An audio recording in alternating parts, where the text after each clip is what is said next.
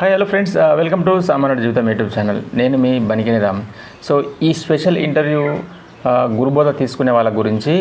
ఇప్పుడు గ్రామాలలో ఎక్కువ గురుబోధ తీసుకుంటున్నారు. గురుబోధ కంటే ముందు వీళ్ళ జీవన విధానం ఎలా ఉంటుంది, గురుబోధ తీసుకున్న తర్వాత వీళ్ళ జీవన విధానం ఎలా మారుతుంది, గురుబోధ తీసుకున్న వాళ్ళ జీవన విధానం, వీళ్ళ నిత్యం వీళ్ళ జీవించే విధానం, అలవాట్లు ఇవన్నీ ఎలా ఉంటాయి అనేది దాని గురించి తెలియడానికే ఈ ఇంటర్వ్యూ అయితే చేస్తున్నాము. ఇప్పుడు గ్రామాలలో ఇంతకుముందు ఏదో ఒకరిద్దరు ఉండేవారు, ఇప్పుడు చాలా వరకు గురుబోధ తీసుకుంటున్నారు. ఈ గురుబోధ తీసుకోక ముందుకు ఇప్పటికి ఎట్లా ఉంది, అసలు గురుబోధ తీసుకున్న తర్వాత జీవన విధానం ఎలా ఉంటుంది, మొత్తం అలవాట్లు కానీ మంచి చెడు చెడ్డదాన్ని తీసేసి మంచి గుణమును చేసుకొని సాధించనీకే గురుబోధ అని అంటారు. పెద్దలు ఏం చెప్పారంటే, గురుబోధ నీవు ఏంటికి తీసుకుంటున్నావంటే నీలోన కామక్రోధ గుణాలని తీసేయాలి. మొట్టమొదటి కామక్రోధ గుణాలను ఎప్పుడైతే నీవు తీసినావో నీకు గురుబోధ పట్టుబడుతుంది.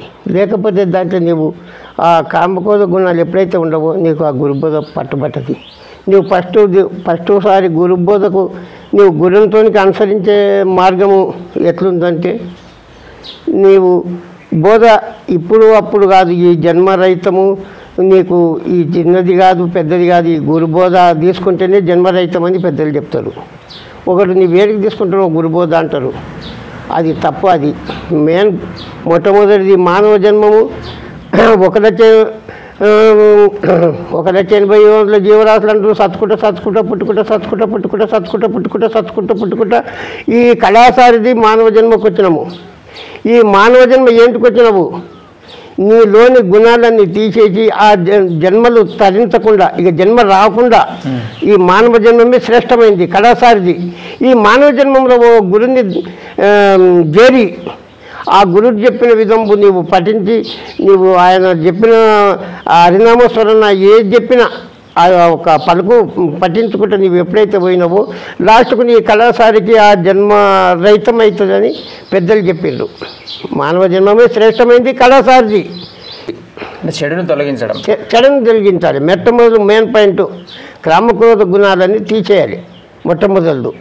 ఇక గురువుడు చెప్పిన పలుకు పఠించడము రెండవది.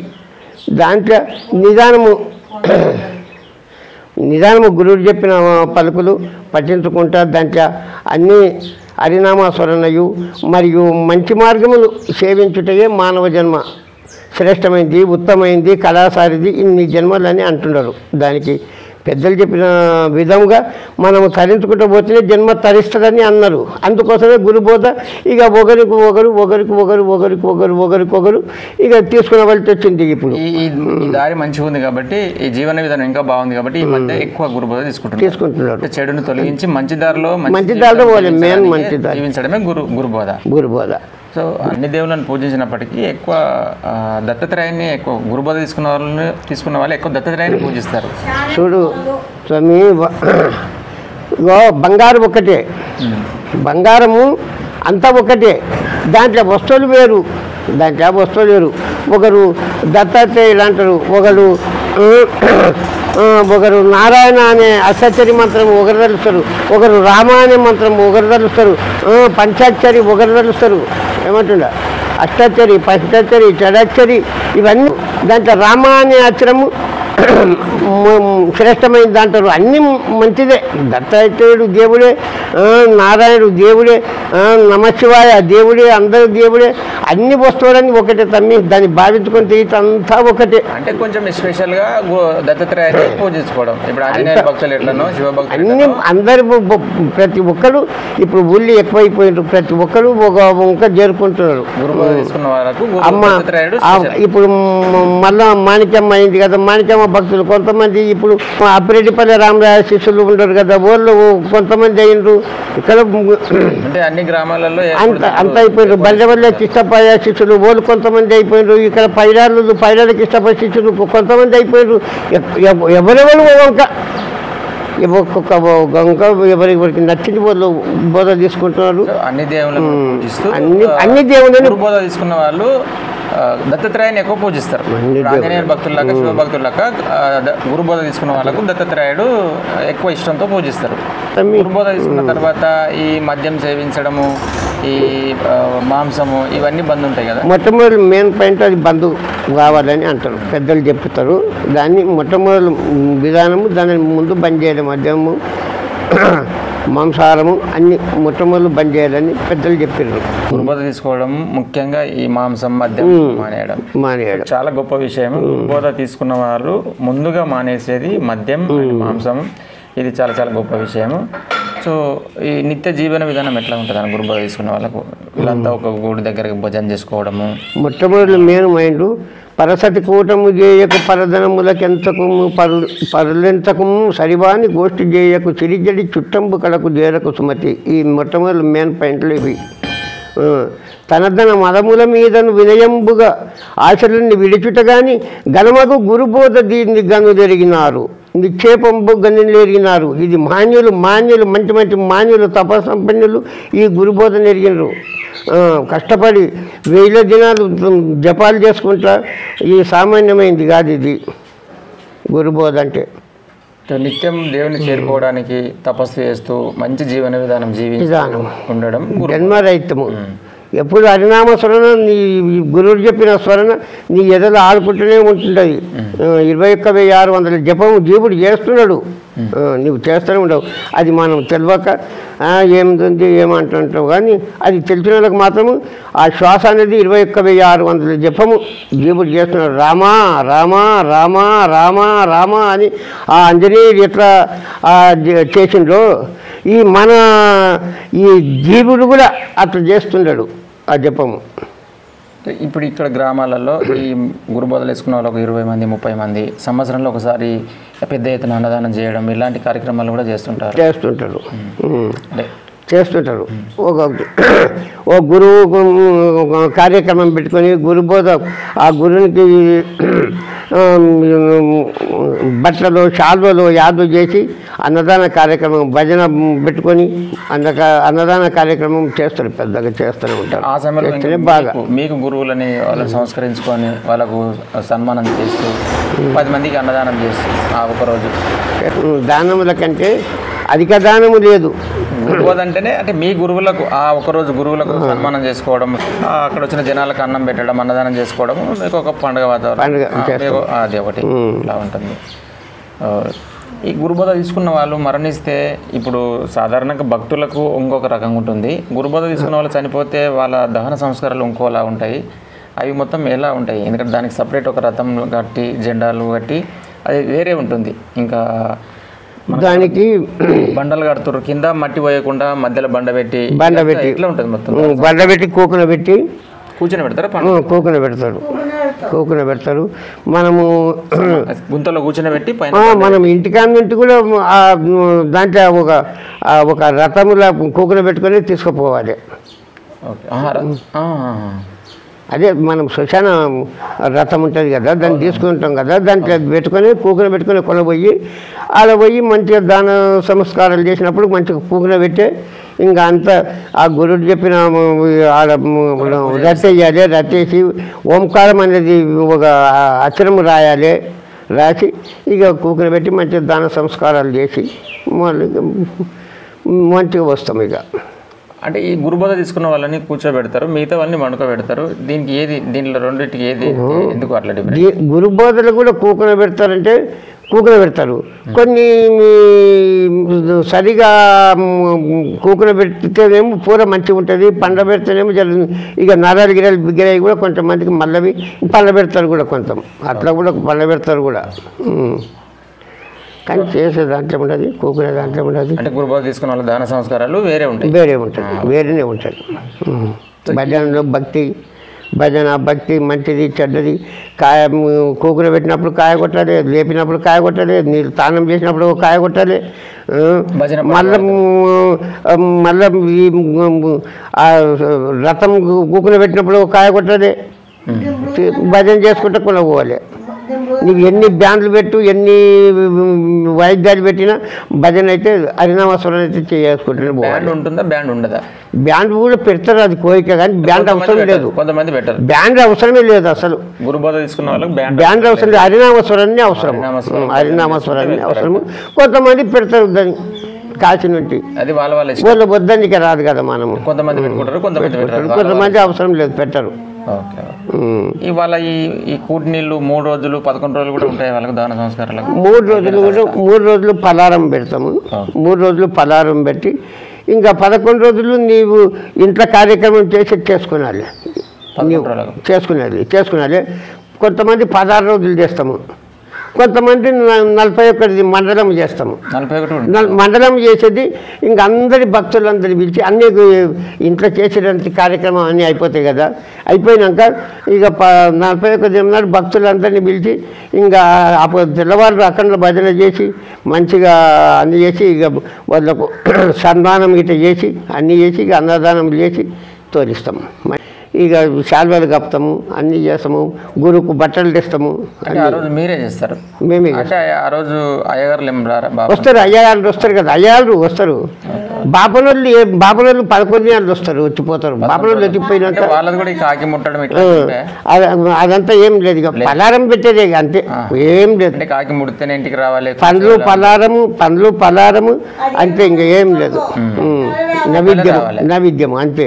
సాధారణ భక్తులు చనిపోయిన 11 రోజులు అప్పుడు అక్కడ కాకి అని ఏదైనా ఒక పిట్టె లాంటివి ముడితేనే సంతోషంగా ఇంటికి వస్తుంది. అదంతే, తినకపోని అదంటే మనకు సంబంధం లేదు. ఇక సాధారణ భక్తులకు గురుబోధ తీసుకున్న వాళ్ళకి ఈ డిఫరెంట్. పలారం అంతా ఆ శ్మశాన వాటికి దగ్గర పెట్టి ఇంటికి రావడమే. అది పిట్టె ముట్టిందా కాకి ముట్టిందా అనేది అది అవన్నీ ఏమి ఉండదు, ముట్టకపోయినా సంబంధం లేదు, పలారం పెట్టి రావాలి. సో అక్కడితో ఇప్పుడు గురుబోధ తీసుకున్నప్పుడు ఒక మంచి అలవాట్లతో స్టార్ట్ అయిన జీవితము, తన నిత్య జీవితము వారానికి మీరు ఇట్లా భజన ఎప్పుడు గురుబోధ తీసుకున్న వాళ్ళు దత్తాత్రేయుని దగ్గర నెలకు ఒకసారి నెలకు చేస్తారు, వారం చేస్తారు దాన్ని, ఎప్పుడంటే ఎప్పుడు వారం అయితే తప్పకుండా చేస్తారు. వారం నెలకు ఆదివారం చేస్తాం. ఎక్కడ చెడుకు ఆస్కారమే లేదు గురుబోధ. ఏం లేదు, చెడు దారి పోనీయకూడదు, అసలు పోనీయకూడదు. చెడు అనేది ఈ జీవాత్మకు ఆ గురువు అనేది ఒకటి ఆ పలుకు ఉంటుంది కదా, అది అడ్డం వస్తుంటుంది చెడుకోనికే, చెడు పోనీయది. ఇప్పుడు మీ గురుబోధ తీసుకున్న వాళ్ళకి కూడా తీసుకున్న వాళ్ళు మీరు ఎలా అయితే మీ జీవన విధానం అద్భుతంగా ఉందో, ఇంకా సాధారణ భక్తులు కూడా ఇంకా మీలానే ఉంటే ఇంకా సమాజం ఇంకా బాగుంటుంది ఉంటుంది. అందుకే కదా ఎక్కువ అయిపోతున్నారు, ఒకరు చూసి ఒకరు. ఈ గురుబోధ అంటే ఎక్కువ అయిపోతున్నారు. అప్పుడేమో గురుబోధ తీసుకుంటే వాయబో గురుబోధ తీసుకున్నారు అని దబ్బుంటుండ్రి. ఎందుకు అట్లా? అప్పుడు భయం ఉండే, అప్పుడు ఒకటి భయం. దేనికి? ఇది ఒక మంచి పనే అని వాళ్ళకు గురుబోధ తీసుకున్నారు, గురుబోధ తీసుకున్నారు. అప్పుడు ఉత్త భయం, అప్పుడు తెలియక. ఇప్పుడు తెలిసింది కదా, అరే గురుబోధ తీసుకుంటేనే అరే జన్మ రైతమంటారా, జన్మ గురువుడు చెప్తేనే రైతమంటారా అంటే చెప్పి ఒకటి తెలిసిపోతుంది కదా ఒకరికొకరు. గురువానంగా ఎట్లా ఉంటాడు? గురువానంగా ఒక కోటి బాంధుల తేజన్ని సాటి ఎవ్వరు రారురా, కోటి బాంధులనంగా ఒకటి, ఆ ఒక గురు రూపమనంగా ఒకటి. అటువంటి ఇది ప్రకాశము ఈ శిక్షణలోనికి రావాలి. గురువు ఒక ప్రకాశం అనేది. కోటి బాంధుల తేజన్ని సాటి ఎవరు లేరా, సూటిగా ఈ కోట లోపల బాట తెలుపు మహేశ్వర, నన్ను స్వర్గం తీసుకుపో దేవుడా, గురుదేవా ಅಂತ చెప్పి ఒక హరినామస్వరం ఎవడైతే చేస్తాడో వానికి మోక్ష మార్గము ఆ గురుడు ఇస్తాడు. ఇప్పుడు మీ గురుబోధ తీసుకున్న వాళ్ళందరూ దత్తాత్రేయుని దగ్గర భజన చేస్తారు, అందులో నుంచి మీకు ఇష్టమైన ఒక పాట పాడాలి. నరశల్యము ధ్యేయము స్థిరమాను రెండు తపము చేసిన గాని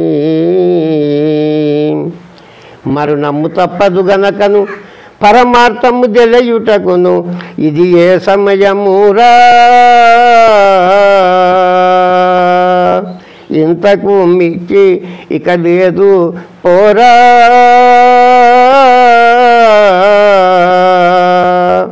నరజన్మము కన్నా అధిక జన్మము లేదు, గురుని పాదము బట్టి గురుతూ నిల్పుట కొరకై తరుణమింతటి కన్నా దొరకదు తనవు లోపల జ్యోతి గనుటకు, ఎరపు నలుపు తెలుపు మధ్య నీలమును పరికించుటకు ఇది ఏ సమయమురా. ఇంతకు మిక్కి ఇక లేదు పోరా,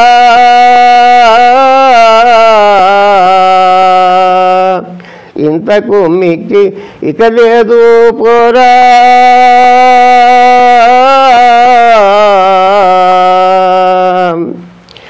నమ్మకురా ఈ ధ్యేయము, నమ్మకురా ఈ ధ్యేయము, ఇమ్మై లోపలను జనని గర్భమునందున్ 9 మాసములుండియు పిమ్మట భూలోకమునకు వచ్చేనిది ఘోరా, కొన్నాళ్ళుండి పొయ్యేటందుకురా, కమ్మాని పలకులు క్రమముగా జలసూక బొమ్మలాటల వాలే హాడి మరణింతురు, దమ్మిడైనను చేయుదురయి జీవి కాస్త పోయిన పిమ్మట కుమ్మరుంటి కుండవలను, కుమ్మరింటి కుండవలను పగలితే పసల్యదు వినరా పొయ్యేటందుకురా,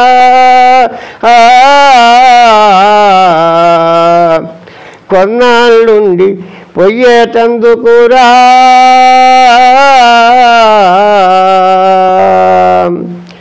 ఉండేమి చేయా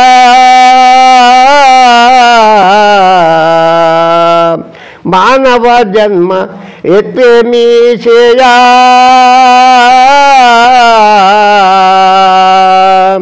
మానవ జన్మ ఎత్తేమి చేయా, దండిగను సద్గురుని మంత్రము గుండెలో పలదలుచలి ముడి మాటలు నేర్చుకొని బహు తిండి తిని బ్రతికిన జన్మ ముండేమి చేయా, మానవ జన్మ ఎత్తేమి చేయా, దీనుడై భక్తులకు ఎప్పుడు దాన ధర్మము చేయలేకను, దీనుడై భక్తులకు ఎప్పుడు దాన ధర్మము చేయలేకను, నేనని తామసంబున, నేనని తామసంబున దృష్ట పనులను చేయు జన్మ ఉండేమి చేయా, మానవ జన్మ ఎత్తేమి చేయా, రాకపోకల తెలియలేకను లోకముల బహు నేనే గొప్పని, రాకపోకల తెలియలేకను లోకముల బహు నేనే గొప్పని, కాక మాటలు నేర్చుకొని బహు కేక వేసియు బ్రతికి జన్మ ముండేమి చేయా, మానవ జన్మ ఎత్తేమి చేయా, శ్రీపోతులూరి వీషుడైన శివుని సాక్షిగా వాసిగను శివపోతులూరి వీషుడైన శివుని సాక్షిగా మోసకారుల గూడుకొని బహు దూషణలు చేసేటి జన్మ ఉండేమి చేయా, మానవ జన్మ ఎత్తేమి చేయా. అద్భుతమైన పాట. గురుబోధ ఎందుకు తీసుకుంటారు, గురుబోధ ఏంది అనేది టోటల్గా ఈ ఒక్క పాట ద్వారా తెలుసుకోవచ్చు. దరువు తెలిస్తే సో మొత్తం గురుబోధ సారాంశం అంతా ఈ పాటలోనే ఉంది, అర్థమైంది. సో అర్థం చేసుకున్న వాళ్ళు కూడా మీరు కామెంట్ రూపంలో కింద రాయండి. సో ఇది గురుబోధ అంటే. గురుబోధ అంటే ఏంటి, గురుబోధ వేసుకున్న వాళ్ళ జీవన విధానం ఎలా ఉంటుంది, వాళ్ళ అలవాట్లు ఎలా ఉంటాయి. ముఖ్యంగా గురుబోధ వేసుకోవడం చెడు అలవాట్లు, మాంసానికి దూరంగా ఉంటూ, చెడుకు ఆస్కారమే లేదంటే అక్కడ అబద్ధం లేదు, దొంగతనం లేదు, మద్యం లేదు, మాంసం లేదు, ఎలాంటి చెడుకు ఆస్కారం లేకుండా ఒక మంచి జీవన విధానం కోసమే గురుబోధ వేసుకొని మేము ఈ మాలలు వేసుకుంటాము. సో చనిపోయినప్పుడు కూడా మా దాన సంస్కారాలు వేరేలా ఉంటాయి. సాధారణ భక్తులు కాకుండా మాకు ఇంకా సపరేట్గా ఉంటాయి. దాన సంస్కారాలకు మాకు వ్రతం వేరే ఉంటుంది.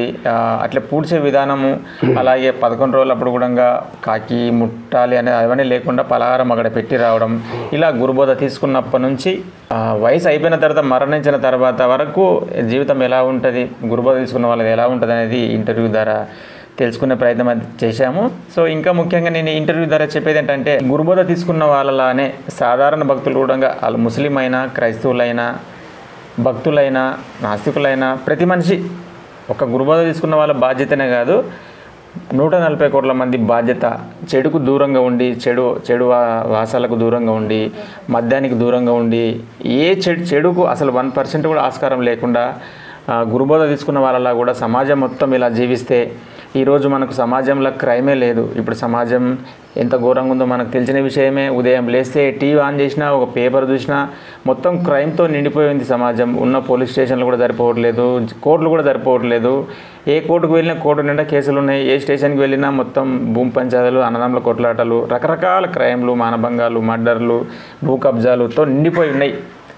సో ఈ గురుబోధ తీసుకున్న వాళ్ళకు అలాంటి ఆస్కారాలే ఉండవు, ఇలాంటి పంచాయతీలు అట్లాంటివి ఉండవు. సో ప్రతి ఒక్కరు కూడా గురుబోధ తీసుకున్న వాళ్ళ చెడుని దూరం చేసి మంచి మార్గాన జీవించే ఆలోచన చేస్తే ఈ క్రైమ్ మొత్తం దూరం చేసి మనం మంచి జీవన విధానంతో బతికితే ఉన్నన్ని రోజులు మనం ప్రశాంతంగా జీవించే అవకాశం అయితే ఉంటుంది ఖచ్చితంగా. సో అందరు కూడా ఆలోచించాలని ఈ ఇంటర్వ్యూ ద్వారా కోరుకుంటున్నాను. సో ప్రతి ఒక్కరూ చెడును తొలగిద్దాం, మంచి దారిలో వెళ్దాం. మనం ఇక్కడ మానవ జన్మ, మరొక జన్మ ఉందా లేదా తర్వాత విషయం. ఈ ఉన్న జీవితాన్ని అద్భుతంగా జీవిద్దాం. సో ఇది ఫ్రెండ్స్, మా వీడియోని మొదటిసారి చూసిన వాళ్ళు సబ్స్క్రైబ్ చేయండి. మరిన్ని వీడియోల కోసం చూస్తూనే ఉండండి. సబ్స్క్రైబ్ సామాన్యుడి జీవితం యూట్యూబ్ ఛానల్. Thank you.